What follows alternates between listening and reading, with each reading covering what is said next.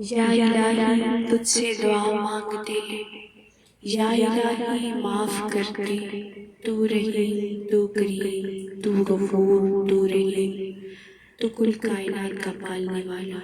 یا ارحم الراحمین، دو جہانوں کے سردار، کل کائنات کے پالنے والے، ہم تیرے سامنے ہاتھ پھیلائے یا اللہ تیری بارگاہ میں تجھ سے تیری رحمت تیری محبت کے طلبگار ہیں۔ یا الہی ہمیں ہمارے نفسوں کے حوالے نہ کر، پاک پروردگار ہم تیرے محتاج ہیں، حاسدوں کے حسد سے بچا لے، پاک پروردگار ہمیں ہماری رحمت کے سائے میں رکھ،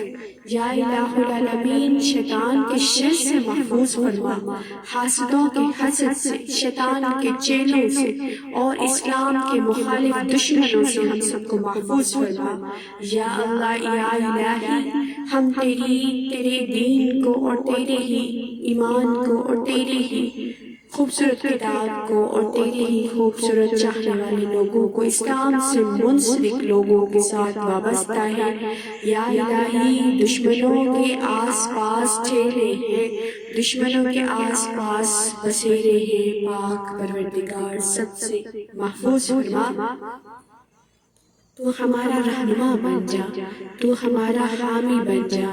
یا الہی ہم تجھ سے تیری محبت طلب کرتے ہیں، تو ہمارا ساتھی بن جا، ہمیں کسی کی آس امید نہیں، تیرا آسرا کافی ہے، بے شک تو حبل الورید ہے، تو تمام کام بنانے والا ہے، تمام پریشانیاں دور کرنے والا ہے، تمام معاملات حل کرنے والا ہے۔ یا الہی تجھ سے دعا مانگتے ہیں، ہماری تمام پریشانیاں دور فرما، پاک پروردگار تجھ سے تیری رحمت تیری محبت اور تیری شفقت کے طلبگار ہیں، تجھ سے تیری محبت کے طلبگار ہیں۔ یا الہی ہماری دعائیں قبول کر، پاک پروردگار ہم سب کو حاسدوں کے حسد سے محفوظ فرما، آپس میں پیار محبت بانٹنے کی توفیق عطا فرما۔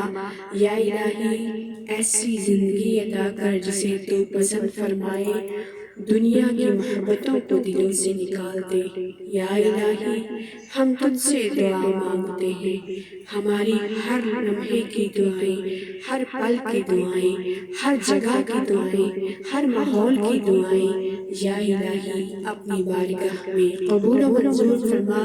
چاہے وہ اندھیرے میں ہو، مجمع میں ہو، مجلس میں ہو، تنہائی میں ہو، یا الہی دعائیں قبول فرما،